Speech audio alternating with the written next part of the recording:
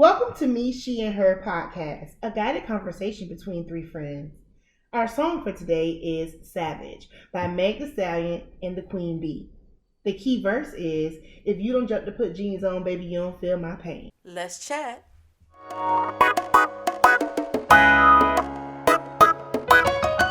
Welcome. You are listening to the Me, She, and Her podcast, a guided conversation between three friends where we discuss business, leadership, relationship, and fitness based off song lyrics. We use our experiences, testimonies, and throw in a few jokes to bring you an entertaining view of lyrics from popular songs, old and new. Come listen in on the fun. So the question is fit and thick possible? What's your weight loss journey? Absolutely. Absolutely. I think the key word was fit, thick, not thick, fit, or thick. And sometimes we think that I'm happy in the skin I'm in. And all of us at this table have been in places of weight that we weren't excited about. Mm-hmm. And it really was, and it wasn't because we wasn't confident or whatever. It was just because you want to feel better in your clothes, and you want to feel more comfortable doing certain things, or you didn't want to give out breath walking down the street. That too. Yeah, right. So I always call it fit, thick, slim, thick, all that. We want to keep the thighs and buttocks and all those things intact. Definitely. But you also want to tone up. Right. Tone up. Slim that waist. Slim the waist. Come on, sis.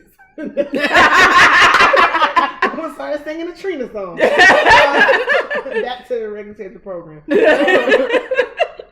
I think that tone the arms, all the things that we want to do. Right. One, and honestly, I would speak for all of us, is one the main thing. One, feel more healthier lifestyle, healthy as longevity for life. Yes, right. But also to just feel better, look better in how your clothes fall, not always pulling things down, moving things around, and that sort of thing. So fit, thick is possible. I do think it's possible. I think it is a health journey. Yes. And that you have to do regulate your eating so it's more health based. That right there. Get out of fast foods, out of restaurants. So before you finish that, so actually, right, it's a health journy, but it's actually a mindset thing. You have to think about food differently. You have to think about food. So all of that, I agree with 100% everything you just said. But I think I didn't get to that point until I started thinking about food differently. Right. Because we all love a good Chick-fil-A. We still love Chick-fil-A. Shout out to Chick-fil-A. We still gonna eat Chick-fil-A, just not every day. Right. Just not every day anymore. Right. But I still get a chicken biscuit after I work out. Jordan, you don't hear this, but I do. Shout out to my trainer. But it's thinking about it. So I think it's a mindset, and you have to change the way you see food or what food is supposed to do for you. It's a whole. Well, we could go down a rabbit hole on that, but it's a whole, I think, mindset journey on health, what health means, why, and just being conscious about putting certain things in your body. Right. And it's also about not emotionally eating. Oh, yeah. Not stress eating, all that stuff. Yeah. Not going to the comfort food just because they're, not having them in your house to one beginning so you don't go to them, right. But also not, it can be an addictive. Candy and sweets and all that stuff is obviously addictive, and so we have to be, conscious of those things. And then for me, it's also thinking about, all right, where do I want to be, 30 years from now, health wise. Right. I don't want to, I want to lessen my chances for cancer. I want to lessen my chances for not being able to move around, not being able to go do the things I want and travel and still do the things that, I live a great life. And I don't want to increase my risk. Right. So if that has to be a motivation for making changes now. Right. And I think, when we were younger, it was easy to bounce back and, eat, not as well, and you can still go do some stuff, but our metabolism slowed down a little bit. Yeah. We age. Yeah. And we gotta, be more conscious of what we're putting in our body. Absolutely. 100%. Oh yeah, definitely. But so it's a mindset change into looking at food not as pleasure, but as fuel. Yeah. As so you still can enjoy a good meal. Absolutely. You still can enjoy a good tasting meal. Yes. Along this journey, I know for me, eating more healthy and has been fulfilling because I'm able to try different recipes that I normally wouldn't. True. Because it's easier to stop at a restaurant. Right. It's easier to go to a fast food joint, pick this up, and go right home than to prep. Basically, you gotta plan out your menu. You gotta plan it out. Yeah. Like, oh, okay, what I'm gonna eat for lunch and dinner.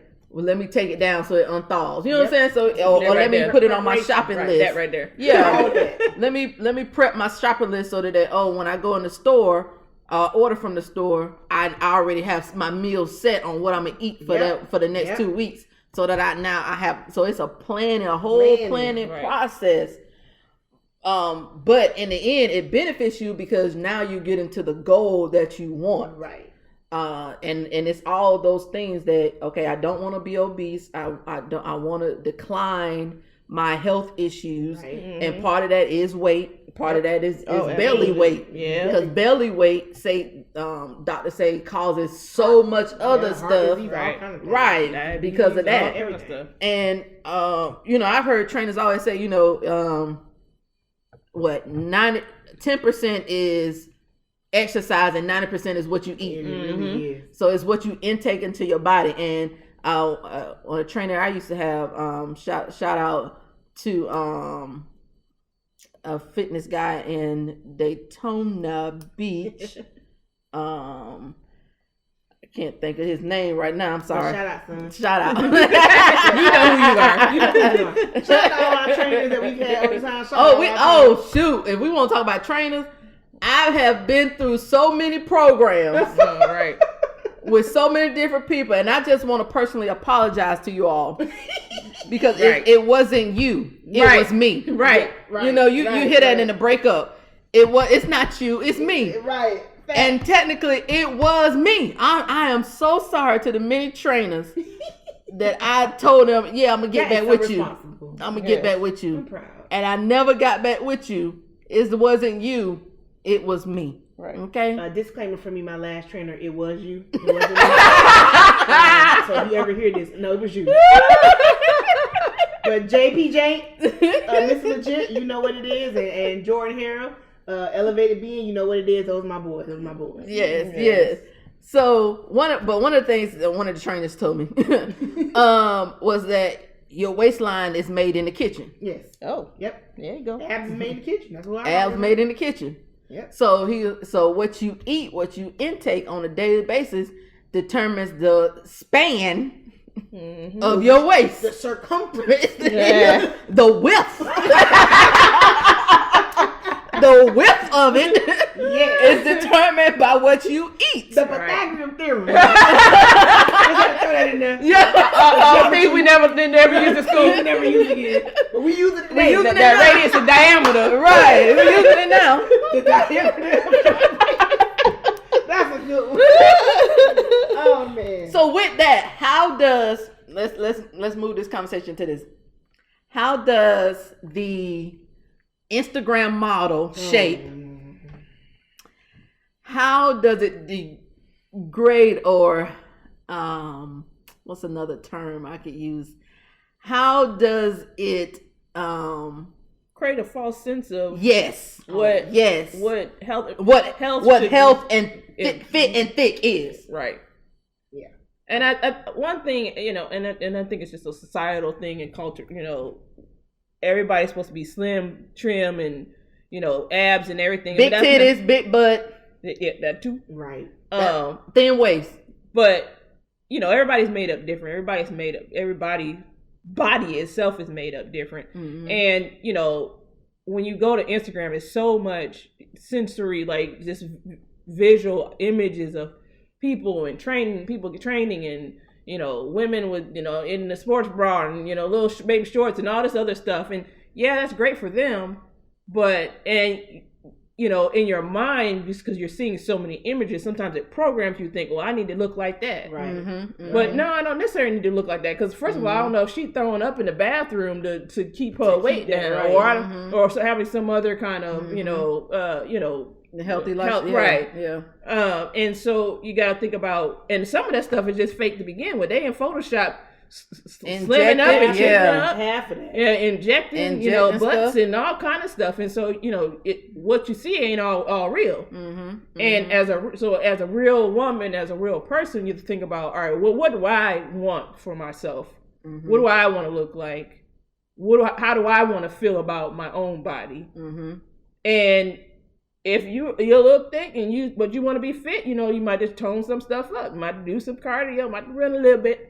Gotta do a little bit. You might need to lift some weights. Yeah. Combination. You know, and definitely eating healthy is the primary primary start. Right.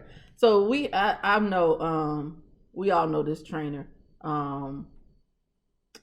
So his girlfriend started out kind of on the slim side, and he helped her get kind of slim thick.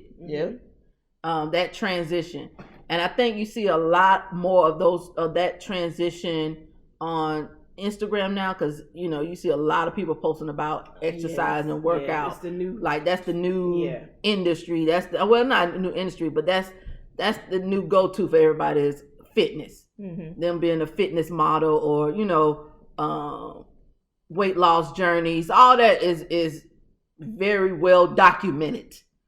On the gram. on the gram.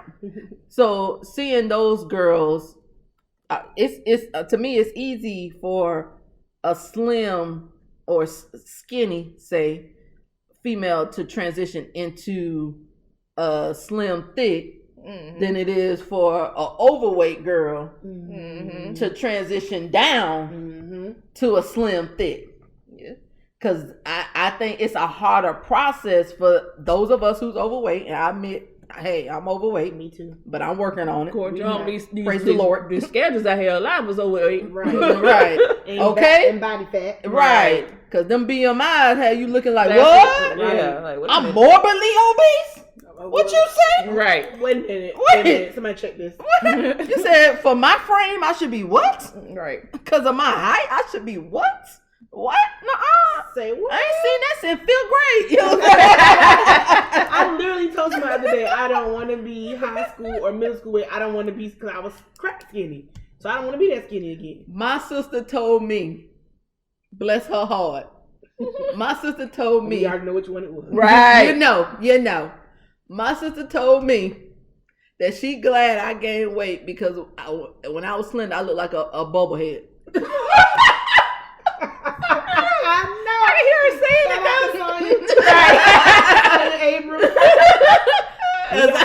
You know, we got sisters. She got Sonya Abrams, I got Sonya Price. They both rude. Rude. I said a bubblehead. She said, oh. Because we was looking, it was an old picture. She was like, oh, I'm so glad you put on some weight because you look like a bubblehead. I said, what? Like, no, you didn't. So that's what you thought all these years? I'm glad I got a high self-esteem. Right. I'm secure in who I am. But to be a part of my family, you got to. No, girl. You got to be.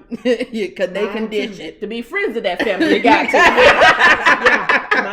Same way. Exactly. They condition. But so weight in some instances is good. You just can't get to the point where it's now negatively affecting your body. Right. Unhealthy. Right. Because I think as we age, we do retain weight, or we start to gain weight, and then as we get older, it's almost like a flip. Like when you are a certain age, when you're high school, you at your slimness. College, you put on a little weight, but you still look good in it. After college, it's like that's the balloon.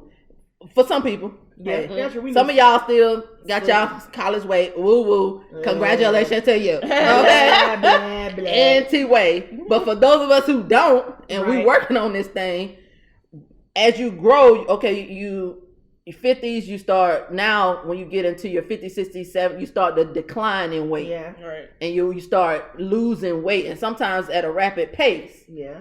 Talking about that bell curve. Right. Because we talking about school Yeah. references. Yeah, that bell. Right. So maintaining a healthy weight, ultimately, I think that's the biggest struggle. It is. And I think it's a constant struggle. And for y'all who is not, this ain't for you. Right. Yeah. But for the other 95% of Americans, y'all like the minority. Right. For the rest of us, because everybody's body is different, and because everybody's body reacts to different foods differently, it's a constant thing. I mean, even for me, like you say, I've been starting my fitness journey a year ago now, a little over a year now. When I stepped on the scale the other day, it was like 243, but I started at 257. I'm like, it's been a year, right? Like, I know, like, for it even, and not that I care about, the number, because I already know the number always going to be high. But if I was thinking about it, it would be a little discouraging to think it's been a year and the rate at which I was working out. Right. Yeah. But I only see the scale go down that much. Yeah. So I knew it was food, one. Right. And two, I'm like, okay, what am I going to change this next year going into it? I got to get really strict because even though I was doing very well with food, I mean, sometimes you're going to have to move away from certain things you're used to eating because even if it is healthy. Right. Yes, because I've learned on my weight loss journey, is that I lose the most weight, especially around my belly, and see, I have a water retention issue. So I lose the most weight and don't retain as much water when my meals are high protein. So I had to learn that. I had to go through a whole lot of figure it even even get to the point to know what's best for my body, because we all took the Body Key DNA thing, and it tells you balance it, you know what I'm saying, what you're based on your DNA, what your food intake should look like, kind of how your makeup, how your metabolism run, how you have to exercise at a certain met to meet your full capacity and heart rate. Yeah, we all high intensity. But when it came to food, I had that, and it was telling me a balance, but I wasn't losing as much weight because my metabolism level was so low. Had to rebuild it. Yeah. So your metabolism so low. So you eating what's right based on your DNA, but your metabolism is low. So you got to up your metabolism so that you can be eating what you're supposed to eat and keep and be losing weight or maintaining weight. So being high protein meals. So I had now fish, shrimp, chicken. That's it. Basically. Right. Maybe a little turkey. And little turkey. Oh yeah, I do definitely ground turkey. So I do turkey. No pork, no red meat, and then vegetables. Like I have to only cup of vegetables. Count, measure. Literally was just put on a scale, and I wasn't ready to do that yet. Put on the scale because you be like, dang, 3 ounces came fast. You sure this piece of salmon? That's 3 block meat. Right. You sure this salmon ain't this? Shoot, this 3 ounces. What? This ain't gonna fill me up. But and then it's a lot of water. Oh my goodness. It's water. Drinking a lot of water. Basically, that's it. Now I haven't been able to get up to a gallon a day yet. I'm at 64. That's really good though. Yeah, that's good. But in one of the weight loss programs I was in, one of them, part of that was 2 gallons a day. Oh yeah, girl. I forgot about that. Yeah. I was in that one too. You were. Y'all were. I ain't never made that. Yeah. I reread it because I was like, oh wait, let me see what I can do, you know what I'm saying, to kind of push this a little faster along, because my goal, I know I shared this with y'all, I'll share it with the world here. My goal is 40 pounds by age 40. I have October, December, 3 months. 3 months. Yeah. 3 months. Now I'm already I'm at I think 15 or 20. I got to calculate. You partway though. So that's great. I'm halfway. I'm partly there, but still. Right. Yeah.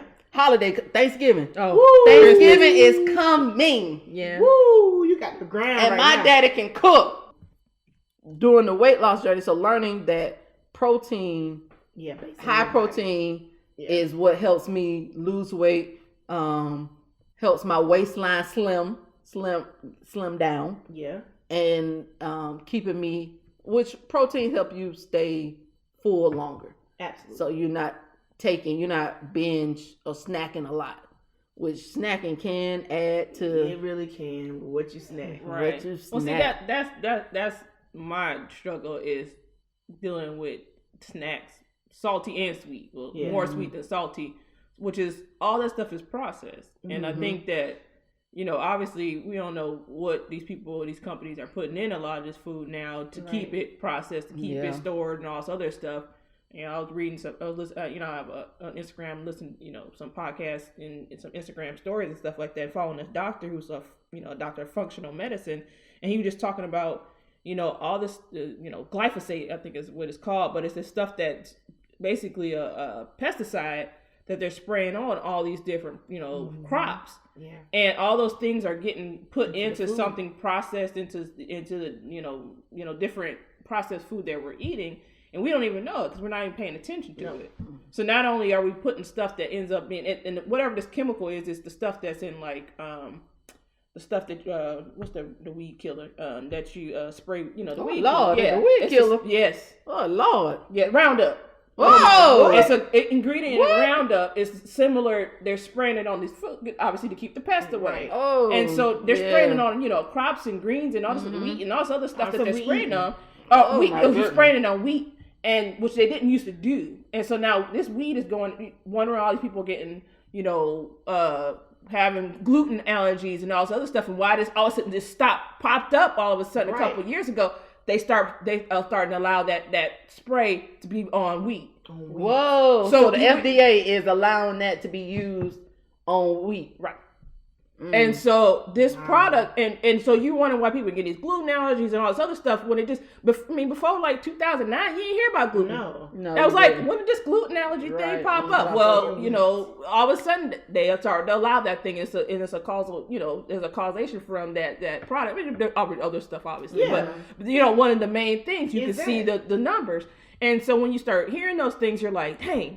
I just ate some, this whatever or whatever. And you have to be conscious of, just because it says something's healthy doesn't always mean if it's processed, it may not be healthy. More than likely it's not. Right. No, it's processed.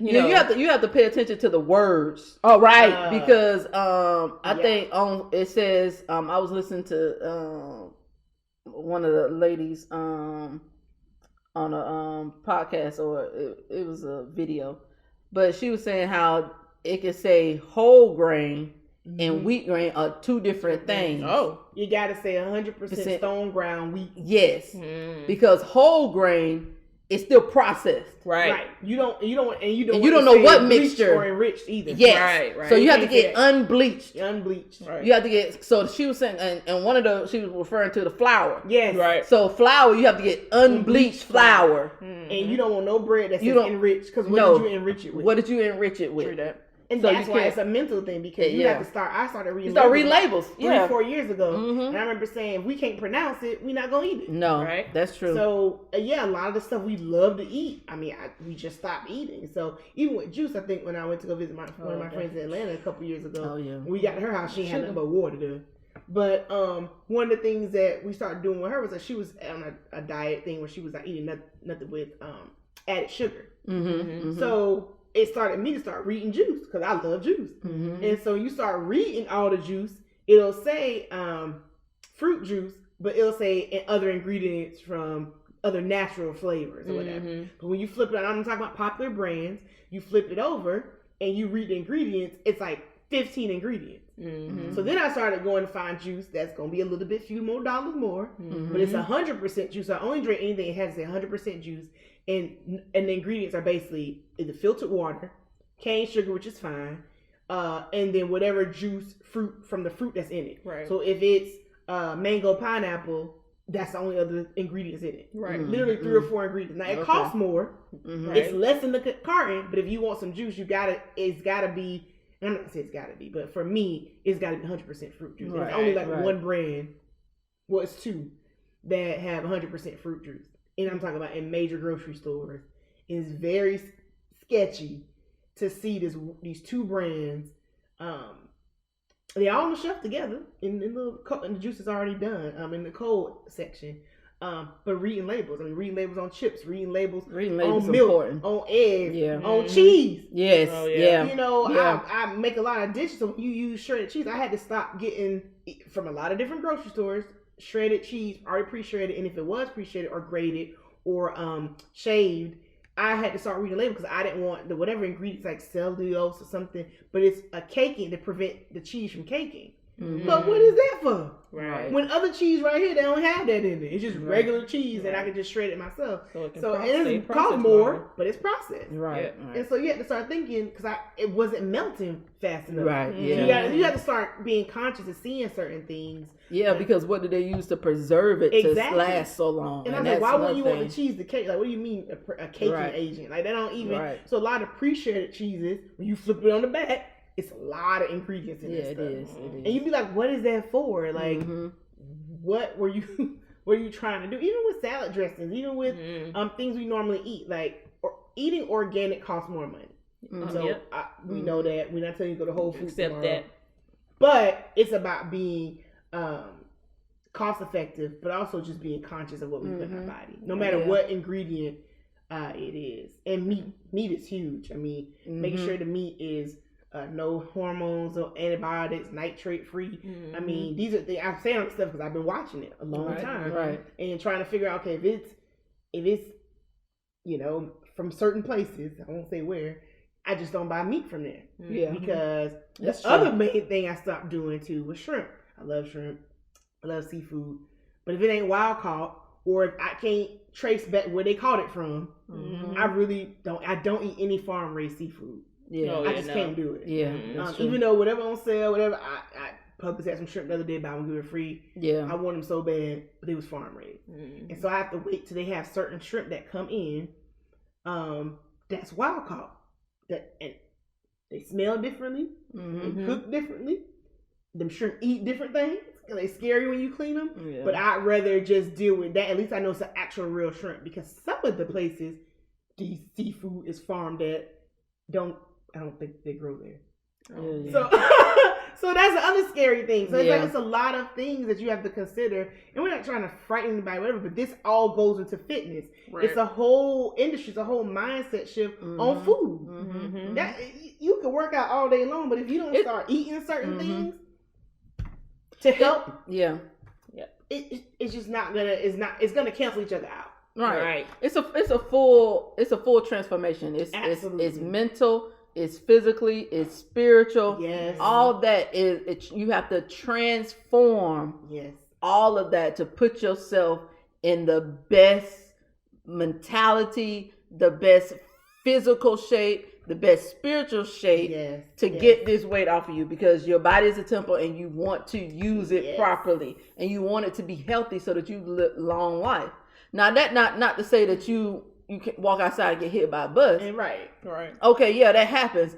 But at least my body good. You know what I'm saying? So I'm a casket clean, as they say. You know what I'm saying? You're going to try to get my organs, but you ain't though. Or if you don't get, fatally injured, you can recover faster if your body's in a better place to start. Absolutely. I mean, how many people go into the hospital, for one thing, and end up finding, because they didn't do, they weren't treating their body right and they weren't eating the right things, and end up staying in there longer because they have other underlying issues.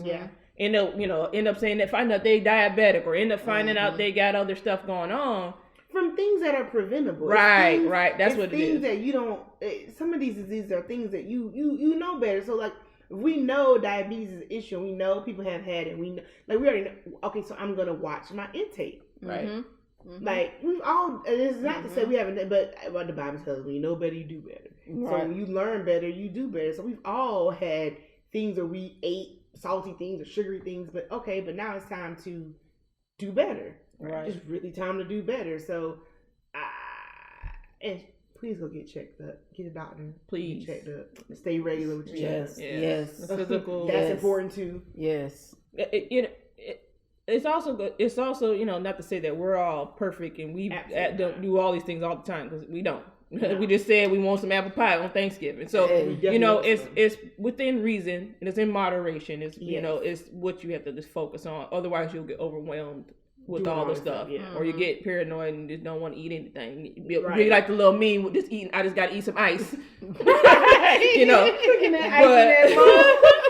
So that's what you have to think about. Like I said, it's the mindset shift. I mean, we were just listening to, we had, part of, Eric Thomas had a conference that during COVID, and each month has been a different, silo. Well, we just finished a fitness silo last month, and one of the things he focused on was mental fitness. And he was just so back to what we said, it's a mindset. If our mind isn't in the right place, how can we think clearly? How can we avoid anxiety and stress and all this other stuff? If we're not taking care of our bodies, all that stuff is connected. All that stuff feeds each other.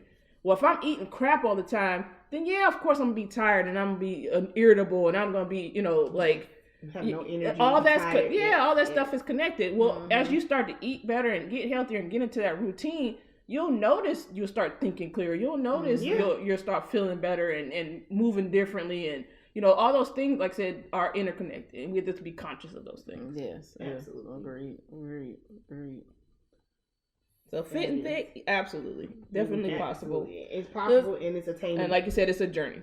It is. Yes, it's a marathon. It's definitely a journey. And a sprint. To get to the fit, thick level you want to be at. Right. Because all of us, everybody's different. Right. Yeah, it may be different. So, because mine isn't a number, isn't a weight number. Yeah. Right. At first I thought it was. I was like, I want to be, 200 pounds, whatever. And I saw this girl on Instagram who was 200 pounds. She had just had twins, but she was still slim thick. And so you look at certain things, certain people's body types, whatever. You think, they're going to be, but actually no. Like at this point, I'm not tracking the number, the weight number, the scale like that. It's just one, I see the inches going down, I see that, but I want it to be a certain look for me that I want to have that I can maintain. It's not about getting to a thing, weight or a size that you can't maintain. I want it to be something that maintain, and it was a lifestyle change. Shout out to Heidi Heisman. She's the one taught me that this was a lifestyle. I remember her telling me we first started joining years ago.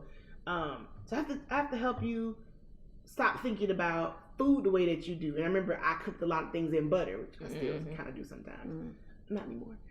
But we talked about coconut oil. So it was really just changing things, little things. It wasn't like a major shift, but it was, she took me by a little because it would have been overwhelming to be just thrown into, okay, everything you're doing is bad, let's just start over. But it was like baby steps. And then I remember saying every trainer I've had told me, you can have a cheat meal, not day, but a cheat meal. But on that cheat meal, those of y'all who listen who remember, we ate. We ate. Yeah. And I remember we made a white chocolate cake, white chocolate icing. Still to this day, somebody needs to recreate that for me. But it was like that meal. It lasted for a couple hours, so we need to eat everything. But that was it. After that, the next day was right back to whatever. And it wasn't all day. Right. It was like dinner. It was like Friday night. Oh Lord, Friday night dinner.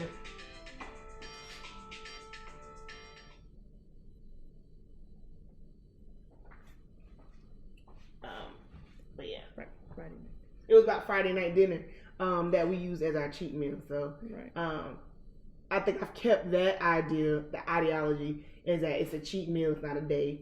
And I'm not going to deprive myself. So, but like my trainer says now, Jordan, he's like, but you need to work for it. Right. So you have to work for that donut. You got to work for that thing. It's not saying you can't ever eat one. Right. But it's about working for it. Make sure you've earned it. That I've eaten cleaner. I've eaten whatever my calorie intake is or whatever I'm doing. Make sure that I earn this. And now because I have to earn whatever I want to eat, I'm more conscious and careful about what I pick to eat. True. Because I want it to be something of great value. Right. So, the donut, I don't care no more. Right. Like the cookie, I don't care no more. It got to be like this cheesecake. Right. It's this pie, apple pie. It's these big things I want to eat. Then I'm like, okay, I can skimp out on the cookies. You know, I love me a good raisin cookie, but I don't need them all the time. Right. And then even with the stuff that you are choosing as a cheat meal, it's also about proportions. There are portions. You know, you don't overeat it. Well, you just undid everything. No, you have it in moderation, and you know, so you get the taste that you and satisfy that, you know, that craving, right? And you know, but you still can enjoy it, and then you're not undoing work that you did. Exactly. And also the other thing you were talking about earlier about not being a specific weight. You have to understand that fat weighs less than muscle. Yep. So on the scale, you've been working out for year and a half, or not a whole year, but a little over a year, and the number didn't drop as much, but you're also building a whole lot of muscle that you didn't have before. Right. So muscle weighing more, it's gonna keep you at a certain level until you can get past that and shed some of the other stuff. So don't always be discouraged by the fact that the numbers not dropping. Right. Like, are you getting stronger? Do you have more endurance? And that's what when you're around other people and you're doing other activities. I remember somebody told me, he was like, "You really fit." Like, I didn't when you see somebody in person, like, you kind of fit. I'm like, oh, well, I didn't notice that. Mm-hmm. But that's part of creating a lifestyle habit of fitness. Yes, which is what we're doing. I mean, slim. You talk about slim, fit, thick. That is a lifestyle. That is a brand. That is a body type. So back to something you said earlier about the Instagram models.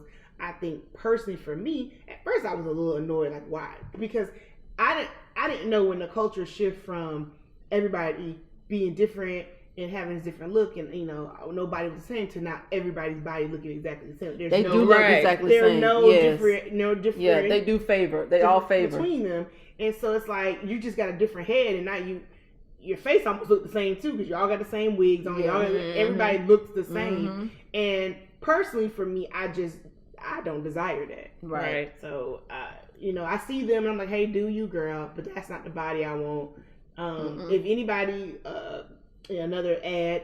If anybody wants any D cups or secret booty, you can call us. We have fat to give you. We got it. We got it. A lot of cellulite send them that you coins. can have. Send them coins. Get it. If the price is right. Again, we just pump it out. So let us know.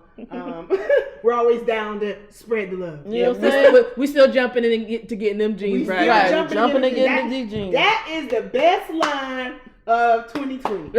Right. Like, literally when she said it, I'm like, girl.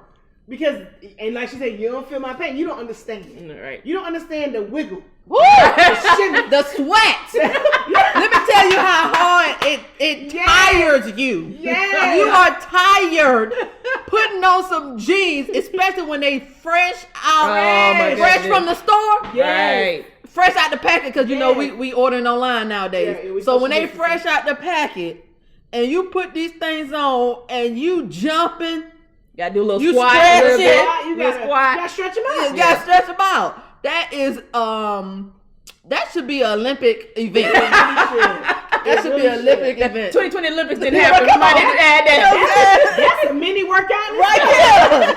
How many calories I burned getting to these jeans? I burned 1,000. Right. I burned 1,000. Not 1,000. At a minimum. I burned 1,000. Dang. That's a work. It's the truth. And I think so many people related to that. Yes. That understand. They related to that line. Like, girl, yes. And again, Meg, Beyonce, these people, I don't know their story. We don't know if somebody might have gone tonight, but to see Beyonce have 3 kids, 2 pregnancies, be pregnant with 20, whatever, and then to see her body change, and she got older, and people like to say thick Beyonce, but to see she wasn't trying to get back to a certain weight. Right. Yeah. She's really actually, after this last pregnancy, she's kept a lot of it. And she talked about that on Homecoming. Kind of like the behind the scenes stuff. Mm-hmm. She talked about the diet she went on. Yeah. She was like, "Oh, I'm just drinking broth." I'm like, "Oh, yeah. Oh no, I ain't that dedicated yet. But she said too, after having Blue, she was like, the way she went on tour after that, she would never do that again because her body didn't recover. It wasn't, but that's thinking, that's making a bad decision and going, but you know what? The next time I get pregnant, I ain't doing that again. That wasn't healthy for me or the baby. Right. And I think that's just all about. But see, watching them, I feel like they're a little bit more proportionate because it is a little bit more natural. Right. It doesn't look super fake. Right. Like I said, we could be wrong. We don't know everybody's story. Right. But people that have a little bit more natural curves, they've always kind of had those natural curves. Right. They're just they didn't appear one day. Yeah, they just pop up. Right. You can tell that maybe they put a little bit of work. I mean, even for me, the Kardashians, we know they've done things, but they still work out a lot. Yeah. Even after you do the surgery, you got to keep it up. True. You got to keep. So it ain't just you do surgery and you got the stuff done and you just going about your business. Right. And fat layers on top of that. Yeah, that defeats the purpose. You still got to maintain it. Or that stuff start to sag, so you got to build muscle to keep it in there. So even seeing them, because it kind of shocked me one day watching a couple years ago watching Keeping Up with the Kardashians. Like, oh, they really work out hard. And they actually really have trainers. I'm like, oh, well, you got to. Yeah. And if your body is your selling tool, your marketing strategy is how you make your coin. Then you gotta invest. Invest. Right. So I mean that's just part of it. So my answer. We said all that to say that is fit, thick, possible, absolutely. Yep. Absolutely. Without a doubt. And to each its own.